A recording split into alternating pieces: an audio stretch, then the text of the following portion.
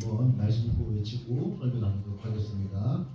주의 말씀은 우리의 삶의 목표입니다. 주의 말씀은 우리의 힘입니다. 주의 말씀을 경청하며 들을 때 주님께서 우리에게 은혜를 주십니다. 있습니다. 그럼 오늘 말씀을 경청하는 우리들 되기를 바랍니다. 아멘. 오늘 말씀은 하나님의 기준에 관해서 이야기를 하고 있습니다. 우리가 성경에 보면요, 하나님이 사용하시는 사람들이 있습니다. 하나님께서 사람들을 사용하셔서 자기 백성들을 구원하시기도 하시고요, 놀라운 능력을 나타내시기도 하시고요, 전쟁에서 승리하게 하시는 그런 일들을 하시는데, 그런데 그렇게 하나님께서 쓰임받는 사람들은 어떤 사람들인가, 또 어떤 기준인가에 대해서 오늘 말씀은 이야기하고 있습니다. 그런데 말씀에서 그 하나님의 기준이 무엇이라고 이야기를 하냐면, 오늘 말씀은 그것을 깨끗함이라고 이야기를 하고 있습니다. 목사님 말씀 준비한 말씀이 있는데요, 말씀 한번 읽도록 하겠습니다. 디모데후서 2장 20절에서 21절까지의 말씀입니다. 읽습니다. 시작. 자, 다 함께 학생들과 선생님들 다 함께 읽습니다. 시작. 큰 집에는 큰 그릇과 은 그릇뿐 아니라 나무 그릇과 질 그릇도 있어 귀하게 쓰는 것도 있고 성하게 쓰는 것도 있나니 그러므로 누구든지 이런 것에서 자기를 깨끗하게 하면 귀인의 그릇이 되어 거룩하고 주인의 쓰임에 합당하며 모든 선한 일에 준비함이 되리라. 아멘. 오늘 말씀의 이야기는 이런 이야기예요. 어떤 이야기냐? 한 집에, 한 주인의 집에 그릇이 4개가 있습니다. 금 그릇이 있고, 은 그릇이 있고, 나무 그릇이 있고, 질 그릇이 있는데요. 그런데 이 중에서 주인이 사용하는 그릇은 어떤 그릇인가라는 물음에서 시작이 됩니다. 여러분들 그렇게 4개의 그릇이 있다면 여러분들은 어떤 그릇을 사용할 것 같습니까? 금 그릇과 은 그릇이 화려해서 이 금 그릇과 은 그릇을 많이 사용할 것 같아요? 아니면은 질 그릇과 나무 그릇이 너무너무 비천해 보여서 이 그릇들을 더 적게 사용할 것 같습니까? 어떤 것 같습니까? 사실 그릇은요, 어떤 것이 중요하냐? 깨끗한 것이 중요한 것입니다. 금 그릇이나 은 그릇이냐, 질 그릇이냐, 나무 그릇이 중요한 것이 아니라 그 그릇이 깨끗하기만 한다면 이 주인은 그 그릇을 사용한다는 것을 이야기하고 있는 겁니다. 여러분들 한번 잘 생각해 보세요. 금 그릇과 은 그릇이 화려하죠. 그런데 그 화려함에도 불구하고 그 그릇이 더러우면 사용할 수 있습니까? 없습니까? 없잖아요. 그죠? 근데 반대로 질 그릇과 나무 그릇이 금 그릇과 은 그릇에 비해서 별로 이뻐 보이지가 않아요. 그럼에도 불구하고 그 그릇들이 깨끗하면 사용할 수 있습니까? 없습니까? 사용할 수 있잖아요. 그죠? 그런 이야기를 하고 있는 것입니다. 그리고 이 말씀을 통해서 하나님께서 우리에게 전하시고자 하는 그 메시지는 무엇이냐? 하나님은 능력이 아니라, 지혜가 아니라, 외모가 아니라 깨끗함을 갖춘 사람들을 하나님이 사용하신다는 것을 이야기하고 있는 겁니다. 자, 그러므로 여러분, 우리가 갖추어야 될 것이 무엇입니까? 깨끗함이라는 것을 기억하는 저와 여러분들이길 바랍니다. 많은 능력이 있고 똑똑한 것은 사람의 기준이고요, 사람은 그런 사람들을 좋아하고 또 사용하기도 합니다. 그러나 하나님의 기준은 다르다고 오늘 말씀을 이야기하고 있습니다. 하나님은 사람의 외모를, 지혜를, 능력을 보시는 것이 아니라 그 사람이 얼마나 깨끗한가, 그 사람이 얼마나 거룩한가를 보시고 그 사람을 사용하신다고 하셨거든요. 그러므로 여러분, 이것을 기억하면서 우리가 하나님 앞에서 더욱더 깨끗해지는 저와 여러분 되기를 소망합니다. 아멘. 그런데 이 깨끗함이라는 것이 과연 무엇일까라는 고민이 생기기도 합니다. 여러분, 이 세상에 깨끗한 사람이 있습니까? 없습니까? 없죠. 여러분들 죄 안 짓고 사는 사람 있습니까? 없습니까? 없잖아요. 그죠? 불평 안 하고 완벽하게 하나님 앞에서 순종할 수 있는 사람은 단 한 사람도 없습니다. 오직 예수님밖에 없죠. 자, 그래서 우리는 이 말씀을 보고 또 이렇게 생각을 할 수가 있습니다. 어떤 생각이냐? 나는 아니구나. 나는 죄 짓고 살아가니까, 나는 불평하니까, 나는 하나님 앞에서 거룩함이 없으니까 나는 아니구나 라고 생각을 할 수도 있는데, 그러나 여러분, 아직 우리가 나는 아니구나 라고 생각하지 않는 여러분과 제가 되기를 바랍니다. 왜냐하면 하나님이 요구하시는 깨끗함은 완벽함이 아니라 방향이기 때문입니다. 자, 준비한 말씀이 있습니다. 오늘 말씀 22절 말씀인데요. 자, 말씀 한번 읽도록 하겠습니다. 시작.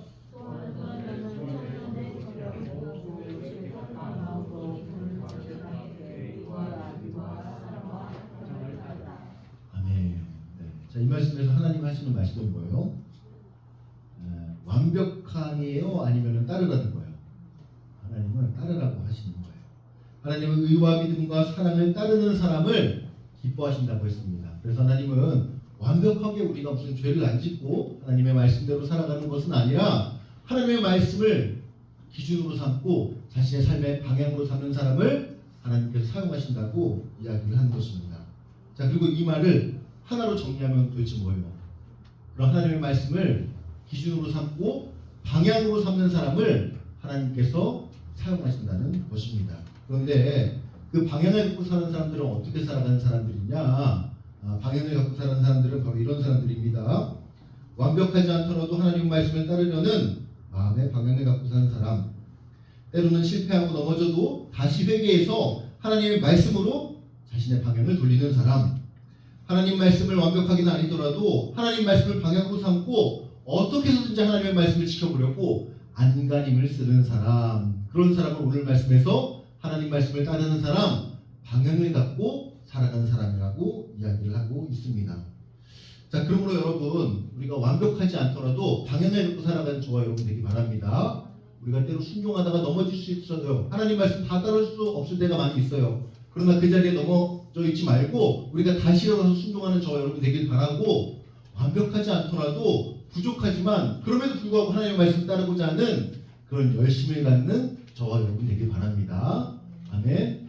우리도 좀 생각을 해보면요, 여러분들 하나님께 쓰임받는 사람들 성경에 굉장히 많이 있습니다. 그런데 그런 사람들이 완벽한 사람들이었어요? 완벽하지 않은 사람들이었어요? 완벽하지 않은 사람들이었어요. 그러나 무엇이 있었어요? 방향이 있었단 말이죠.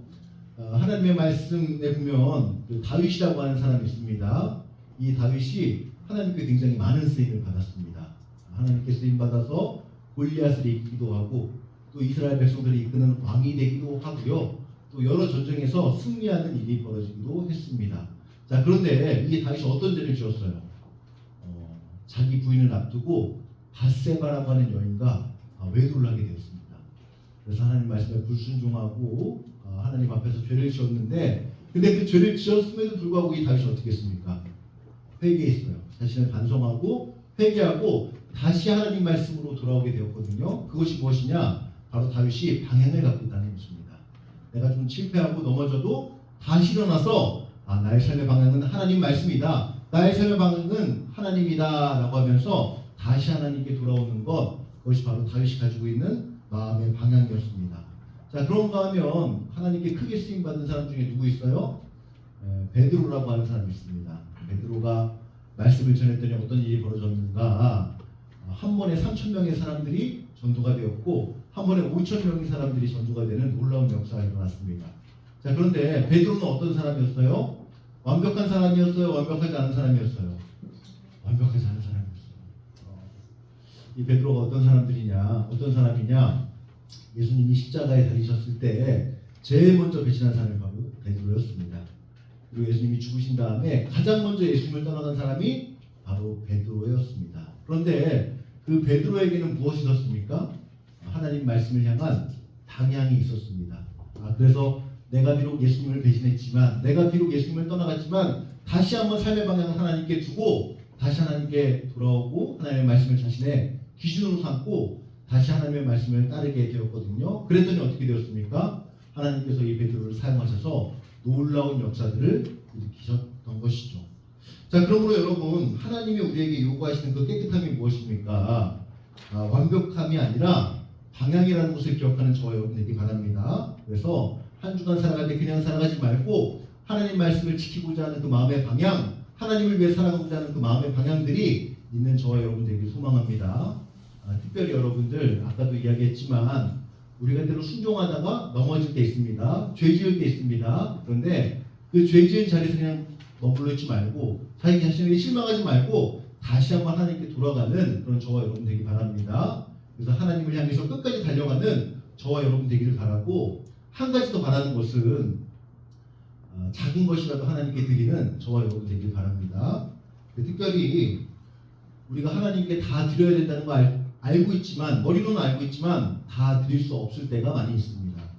그런데 하나님께서는 그렇게 다 드리는 건 원하지 않으시고요, 우리가 어떻게 해서든지 우리의 작은 시간과 작은 노력과 작은 열심을 하나님을 위해 사용할 때 하나님께서 그것마저도 기뻐하시거든요. 그러므로 여러분들 내가 되는 대로 작은 것이라도 하나님께 드리는 저와 여러분 되길 바랍니다.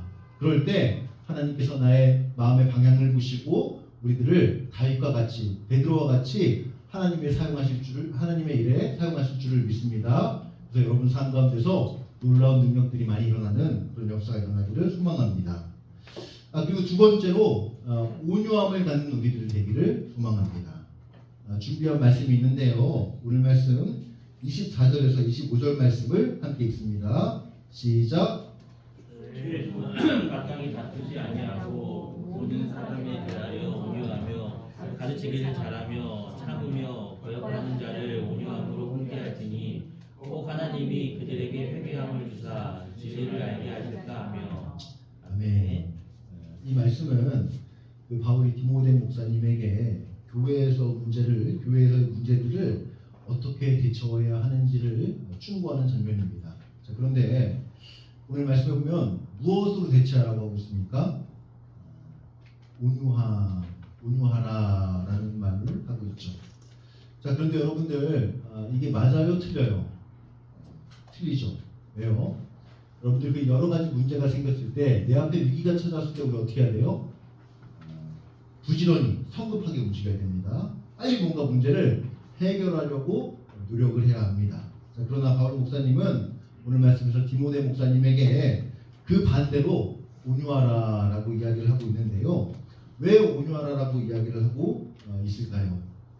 그 이유는 하나님께서 디모데 목사님과 함께하기 때문에 온유하라고 이야기를 하고 있는 겁니다.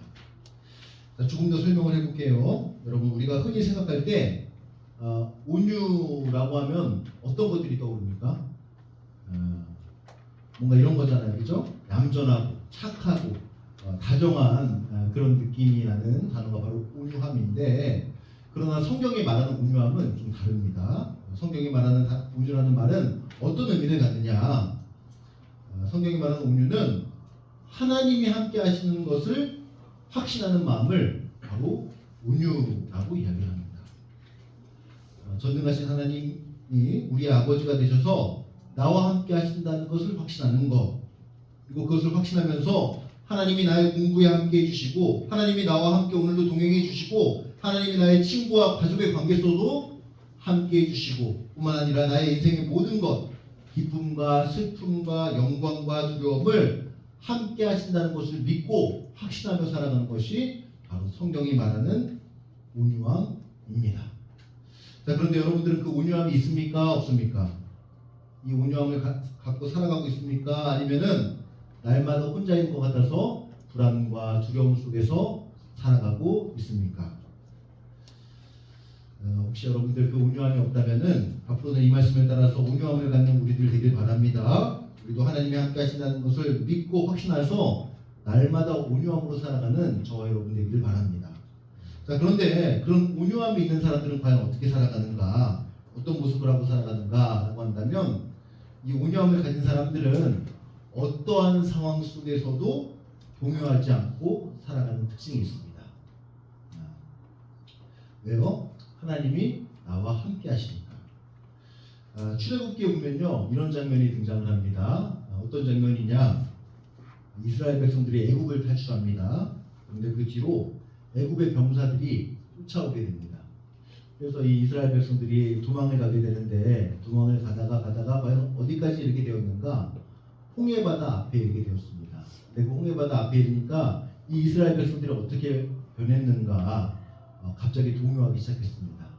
우리가 이제 죽었구나. 우리가 이제 끝이구나 라고 생각을 했습니다. 왜요? 앞에는 홍해바다가 있고 뒤에는 애굽의 병사들이 쫓아오게 되었으니까요. 그래서 이스라엘 백성들이 막 동요하고 걱정하고 두려워하게 되었는데, 그런데 모든 사람들이 동요할 때 동요하지 않는 사람 한 사람이 있었습니다. 그 사람이 누구냐? 바로 모세였습니다. 모세만 그 홍해바다 앞에서, 그 다음에 애굽의 병사들 앞에서 두려움을 갖지 않고 침착하게 동요하지 않고 있었는데, 그럴 수 있었던 이유가 무엇이냐? 그것은 바로 모세에게는 온유함이 있었기 때문입니다. 하나님이 함께 하신다는 확신, 하나님이 지금 이곳에 있다는 확신, 하나님이 우리를 구원하신다는 확신, 그 확신이 있었기 때문에 모세는 동요하지 않고 잠잠하게 있을 수 있던 것이거든요. 자, 그랬더니 결국 어떤 일이 벌어졌습니까? 모세의 믿음대로 하나님이 함께 하셔서 홍해 바다가 갈라지게 되었고 애굽의 병사들이 넘어지는 일이 벌어지게 되었는데, 여러분들 이것을 통해서 하나님 하시는 말씀은 무엇인가? 이것을 통해서 하나님께서 우리에게 하시는 그 메시지는 무엇인가 하냐면 바로 우리에게 온유함을 가지라라는 말씀을 하시는 겁니다. 사람들은 눈앞에 있는 문제들 앞에서 동요하고 불안해하고 두려워하지만, 그러나 하나님의 백성들은 우리 눈앞에 하나님이 보이지 않아도 하나님이 나의 시간과 일상을 함께 하시고 나를 도우시기에 동요하지 않고 모세처럼 온유함을 갖고 살아가는 말씀을 하시는 겁니다. 자, 그러므로 여러분, 이 말씀을 듣고 우리도 온유함을 갖고 살아가는 저와 여러분 되길 바랍니다. 우리가 이 시간 그냥 살아가는 것이 아니라 이 말씀을 듣고 하나님이 나의 일상의 모든 시간과 모든 관계 속에서 함께 하신다는 걸 믿고 항상 모세처럼 담대하게 두려움 없이 그런 잠잠하게 살아가는 저와 여러분 되길 바랍니다. 그러면 어떤 일이 벌어지는가? 모세가 경험했던 것처럼 우리 앞에서도 홍해 바다가 갈라지는 그런 놀라운 능력들을 보게 될 것입니다. 그러므로 여러분들, 하나님이 나와 함께 하신다는 그 확신을 갖고 한 주간 살아갈 때 어떤 문제 앞에서도, 어떤 어려움 앞에서도 항상 온유함으로 잠잠하게 모세처럼 살아가는 저와 여러분 되길 바랍니다. 네, 이 시간 함께 말씀을 기억하면서 기도하길 바라는데요. 시간 함께 우리가 기도할 것은, 첫째는 우리가 마음의 방향을 갖고 살아갔으면 좋겠습니다. 하나님의 말씀을 완벽하게 지키지 못할 때가 있습니다. 때로 실패하고 넘어질 때가 있죠. 그럼에도 불구하고 하나님의 말씀이 나의 삶의 기준이라는 것을 분명히 여러분이 깨닫고 그 하나님의 말씀을 방향 삼아 살아가게 해달라고 시간 기도했으면 좋겠습니다. 자, 그리고 한 가지 더 우리가 기도할 것은 우리 안에 온유함을 달라고 기도했으면 좋겠습니다. 우리는 혼자 살아가는 것이 아닙니다. 하나님이 우리의 아버지가 되셔서 우리의 모든 일상과 모든 시간 속에서 우리와 함께 하시거든요. 우리가 그것을 확신하며 살아갔으면 좋겠습니다. 세상보다 크신 하나님, 어떤 사람들 앞에, 이 세상에 어떤 강한 사람보다 더 크신 하나님이 우리와 함께 하신다고 약속을 하셨거든요. 그 약속을 확신하면서 우리도 모세처럼 온유하게 살아갔으면 좋겠습니다. 그래서 모세처럼 바다가 갈라진, 홍해 바다가 갈라진 놀라운 역사를 보며 살아가는 저와 여러분 되길 바랍니다. 이 시간 함께 두 가지를 놓고 기도하겠습니다. 함께 기도합니다. 하나님 아버지 감사합니다. 오늘 이 시간 우리가 말씀을 기억하면서 하나님께 기도합니다. 하나님, 우리 마음 가운데 하나님의 말씀을 방향으로 삼고 살아갈 수 있도록 주님 도와주옵소서. 우리가 비록 완벽하지 않지만, 우리대로 순종에 실패할 때 있지만, 그럼에도 불구하고 날마다 다시 일어나서 하나님의 말씀을 따르고자 하는 그 열심과 마음들이 우리 삶 가운데 있게 하여 주옵소서. 그리하여서 하나님, 우리가 하나님 앞에서 깨끗함으로 나아갈 수 있도록 도와주시옵시고, 그로 말미암아 우리도 하나님의 놀라운 일에, 하나님의 역사에 쓰임받는 우리의 학생들 될 수 있도록 주님 도와주옵소서. 다윗처럼 쓰임받게 하여 주옵시고, 베드로처럼 쓰임받게 하셔서 하나님의 일에 쓰임받아서 우리를 통해서 하나님의 나라가 확장되는 놀라운 역사가 일어나게 하여 주옵소서. 또 하나님 바라옵기로는 우리 친구들의 온유함을 갖기를 소망합니다. 하나님이 우리 마음 가운데, 우리 삶 가운데서, 우리의 시간 가운데서 함께 하신다는 그 확신을 가지고 날마다 담대함과 날마다 용기로 살아갈 수 있도록 주님 도와주옵소서. 그래서 어떤 문제 앞에서도, 어떤 상황 속에서도 동요하지 않고 하나님을 바라보는 그런 우리 친구들 될 수 있도록 주님 도와주시옵소서. 그래서 우리의 삶 가운데서도 홍해 바다가 갈라지고 애굽의 백성들이 넘어지는 놀라운 역사들이 일어날 수 있도록 주님 도와주옵소서.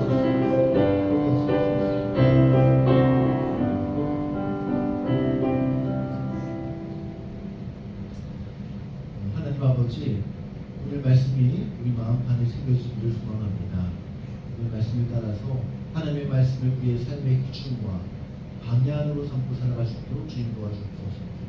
때로 실패할 때 있습니다. 넘어질 때 있습니다. 그럼에도 불구하고 하나님의 말씀을 방향으로 삼아서 우리가 다시 일어나서 살아갈 수 있도록 주님 도와주시옵시고, 더욱더 바라옵기로는 우리는 모든 것을 하나님께 다 드릴 수 없지만, 그럼에도 불구하고 우리의 작은 것과 작은 순종과 작은 열심과 작은 모든 시간들 하나님께 드려서 하나님의 기쁨으로 사용될 수 있도록 주님 도와주옵소서. 그리하여서 우리 친구들도 그냥 사람들과 똑같이 살아가는 것이 아니라 하나님의 일에 쓰임 받아서 우리 친구들의 삶을 통해서 하나님의 나라가 확장되는 놀라운 역사가 일어나게 해주옵소서.